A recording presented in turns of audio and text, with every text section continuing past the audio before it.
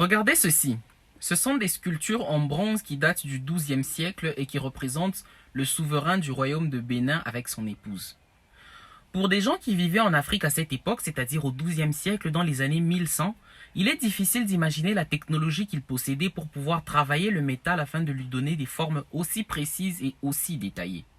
Pareil pour de nombreux artefacts qui ont été retrouvés partout en Afrique et qui témoignent d'une technologie très avancée, mais qui a malheureusement été perdue à cause des invasions arabes et européennes au cours de l'histoire de l'Afrique. Dans cette vidéo, je vais te parler des différentes technologies qui ont vu le jour en Afrique, mais qui ont malheureusement été perdues avec le temps et les événements. Reste donc jusqu'à la fin de cette vidéo car le contenu est unique en son genre. Bonjour à tous et bienvenue dans la communauté Ujamaa, moi c'est Lourak et sur cette chaîne on parle de culture africaine, d'histoire africaine, de spiritualité africaine et surtout des initiatives et des idées qui feront décoller notre mindset afin que dans les jours à venir la communauté noire à travers le monde soit plus vivante et plus prospère. Donc si c'est ta première fois de nous découvrir, je t'invite à liker la vidéo et à t'abonner et nous entrons dans le vif du sujet.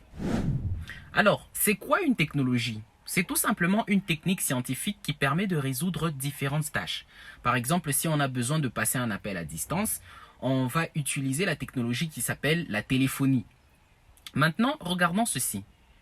Tu t'es déjà demandé comment cela se fait-il que les Égyptiens n'ont laissé aucune trace ou explication quant à la manière dont ils auraient réussi à déplacer des millions de mégalithes pesant des centaines de tonnes sur des distances considérables, puis élevés à des hauteurs vertigineuses. Sachez que les plus grands et les plus lourds blocs de la Grande Pyramide sont constitués de granit rose, pesant entre 70 et 80 tonnes, extraits de la carrière d'Assouan, éloigné à plus de 800 km de cet endroit. Des centaines de ces blocs ont été utilisés pour ériger la Grande Galerie, la Chambre du Roi, ainsi que d'imposantes colonnes sculptées s'élevant à plusieurs centaines de mètres au-dessus du sol. Pour vous aider à mieux appréhender cela, il convient de souligner que 80 tonnes équivaut au poids de 2 avions. Cependant, ces blocs de 80 tonnes ne représentent qu'une fraction des pierres gigantesques utilisées, certaines demeurant méconnues. Les colosses de même nom par exemple, localisés à Luxor, pesant chacun 720 tonnes, près de 10 fois le poids des plus grandes pierres de la Grande Pyramide. Étonnamment, ces statues ont été sculptées à partir d'un seul bloc de pierre. Une prouesse considérable quand on pense que ces mastodontes assis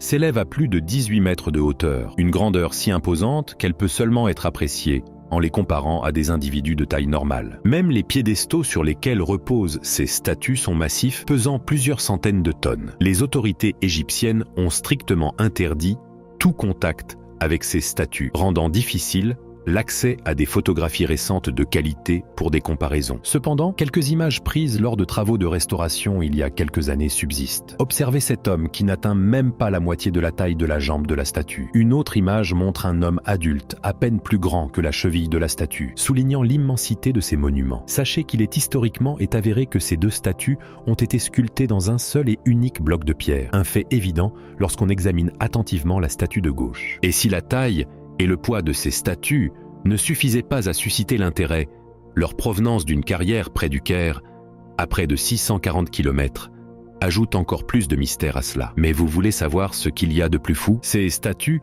ne sont même pas les plus monumentales façonnées par les Égyptiens. Ce que vous contemplez ici, ce sont les vestiges du Ramesséum, l'un des monolithes de pierre les plus imposants jamais taillés, sculptés, transportés et érigé dans l'histoire de notre humanité. Ce mastodonte a été sculpté dans un seul bloc de granit, pesant approximativement 1000 tonnes, soit la masse totale de 15 chars d'assaut. Son transport sur au moins 180 km depuis la carrière d'Assouan dépasse largement nos capacités actuelles, comme vous le constaterez plus tard dans cette vidéo. Le haut de son pied atteint 1,80 m. Cette statue est tellement imposante qu'il est difficile d'en capturer toute l'ampleur en photo. Lorsque j'ai mentionné que cela dépasse nos capacités technologiques actuelles, laissez-moi vous partager cela. Ce que vous voyez à l'écran est le plus grand camion de transport jamais construit. Une prouesse d'ingénierie si imposant qu'il faut monter 2 étages pour accéder à la cabine de pilotage. Les pneus de ce monstre mécanique ont un diamètre imposant de 4 mètres, quasiment comparable aux plus grands éléphants de notre monde. Chaque pneu porte une masse impressionnante de plus de 5 tonnes, avec un coût unitaire de 60 000 $ par pneu, pour un total de 8 pneus sur ce véhicule. Voilà où les choses deviennent véritablement fous. Ce camion diesel, équipé de 16 cylindres, libère une puissance colossale de 4600 chevaux et détient la plus grande capacité de charge au monde, pouvant supporter jusqu'à 496 tonnes. Cela signifie qu'il pourrait transporter environ 8 chars d'assaut s'il parvenait à tenir à l'intérieur. Bien que cela soit incroyablement impressionnant, concentrons-nous sur le fait que la statue du Ramesseum représente littéralement le double de la capacité de poids de ce camion ayant la plus grande capacité de notre ère. Cette donnée pourtant largement ignorée par les archéologues actuels nous pousse réellement à considérer que les anciens possédaient probablement une technologie perdue, hors de notre connaissance, pour accomplir de tels exploits. Et si des doutes persistent à ce sujet, ce que je vais vous dévoiler maintenant devrait être la preuve irréfutable pour étayer cet argument. En 2012, le musée d'art du comté de Los Angeles a entrepris un projet faramineux. Il s'agissait de créer une sculpture d'art public monumentale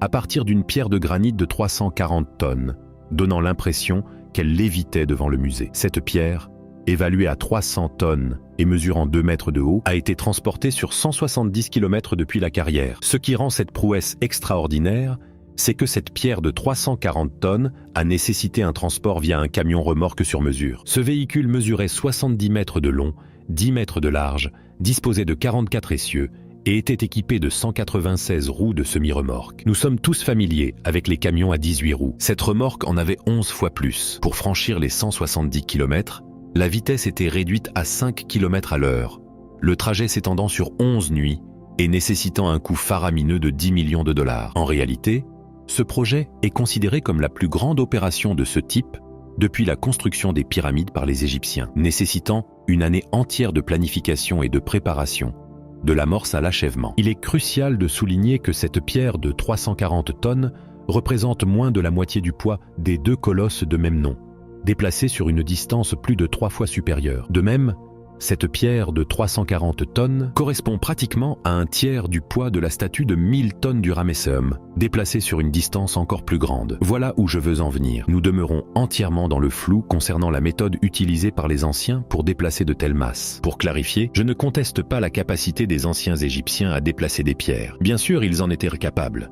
Il existe même une représentation d'une statue tirée sur des traîneaux en bois par des ouvriers. Cependant, cette statue, mesurant même pas un tiers de la hauteur des autres statues, pesait 64 tonnes, une infime fraction du poids des différentes statues évoquées dans cette vidéo. Il est aussi important de noter qu'elle fut déplacée sur une très courte distance. Il est indéniable que les anciens Égyptiens, que nous connaissons à travers l'histoire dynastique, ont accompli des prouesses remarquables. Cependant, il me semble hautement improbable qu'avec de simples traîneaux en bois, ils aient pu supporter des millions de tonnes de pierres. Envisager également comment ils auraient pu soulever des pierres de cette envergure demeure un défi, car nous parlons ici d'un poids 15 fois supérieur à l'exemple que nous avons évoqué plus tôt dans cette vidéo. Rendez-vous compte que nos ancêtres égyptiens sont parvenus à déplacer des tonnes et des tonnes de pierres et les assembler d'une façon qui dépasse l'entendement. Aujourd'hui encore, on ne sait pas quelle technologie a été utilisée pour réaliser de telles prouesses. Ça, c'est une technologie que nos ancêtres avaient développée, mais qui malheureusement a été perdue avec le temps. C'est pareil avec les pierres du Grand Zimbabwe. Quelle technologie ont-ils utilisé pour hisser ces blocs de pierre jusqu'à cette hauteur? Et en si grand nombre en plus. Aujourd'hui, on a des grues sophistiquées qui fonctionnent au pétrole et à l'électricité, mais à l'époque, ils avaient quoi? Ils utilisaient quoi? Toujours concernant les constructions en pierre, regardez cette superposition de pierres toujours au Zimbabwe. Je vous laisse deviner comment les anciens ont pu soulever ce genre de pierres pour les faire tenir en équilibre de cette façon. Ça, c'était concernant les constructions. Mais il y a d'autres technologies qui ont été perdues. Vous connaissez sans doute cette histoire du miroir magique, non? C'est-à-dire une personne qui, à distance, est capable de voir et communiquer avec une autre personne juste en regardant cette personne-là à travers une flaque d'eau. Ce concept a d'ailleurs été repris dans le dessin animé Le Roi Lion, lorsque Simba se retrouve avec le vieux Rafiki et il lui dit de regarder à travers la flaque d'eau et Simba voit son père, Mufasa, qui lui parle à travers cette flaque d'eau. Ce n'est pas une histoire inventée par le dessin animé ou par les réalisateurs de ce dessin animé, non. C'est une tradition africaine qui a été reprise par ce dessin animé. Parce que je rappelle ici que le dessin animé en question, Le Roi Lion, est inspiré des histoires africaines et les animaux de la savane qui sont représentés dans ce dessin animé sont les animaux du Serengeti en Tanzanie. Et c'est même la raison pour laquelle presque tous les acteurs principaux du dessin animé en question ont des noms en Swahili, comme Simba, Rafiki, Mufasa, Pumba, tout ça. Ce sont des noms en Swahili. Aujourd'hui, on parle d'appel vidéo, mais nos ancêtres connaissaient ce concept d'appel vidéo depuis des siècles. Malheureusement, les colonisateurs, quand ils sont arrivés, ils nous ont dit que non, ça c'est de la sorcellerie et tout, qu'il fallait s'en débarrasser. Et les nôtres se sont pliés à ces volontés-là, tout en ignorant que cela n'était qu'une technologie scientifique parmi tant d'autres, qui s'est malheureusement perdue avec le temps, avec tout ce qui s'est passé. Les technologies, il y en a beaucoup, mais si on doit toutes les énumérer dans cette vidéo, elle durera probablement des heures. Maintenant, certains me diront, mais pourquoi cette technologie ne servait qu'à faire du mal et tout? Parce que souvent, on nous a toujours dit que les technologies, là, ces sorcelleries, entre guillemets, ont toujours été utilisées pour faire le mal entre les Africains qui se jettent des sorts, qui se jettent des maladies, qui se jettent des ci et des ça. Ils vont me demander, ok, pourquoi est-ce que ces histoires-là ne servaient qu'à faire du mal? Eh bien, nous devons savoir que toute technologie peut être utilisée en vue de faire du bien ou de faire du mal. La bombe atomique, par exemple, elle a été utilisée pour faire le mal. Donc, si vous voyez la façon dont l'énergie atomique a été utilisée dans ce concept-là, justement, l'énergie atomique a été utilisée pour faire le mal. Alors que la même énergie atomique, aujourd'hui, permet de produire l'électricité dans les centrales nucléaires, par exemple. Et ce n'est pas la seule utilité de l'énergie atomique telle qu'on l'utilise aujourd'hui. On peut en faire tellement de choses dans le bon sens.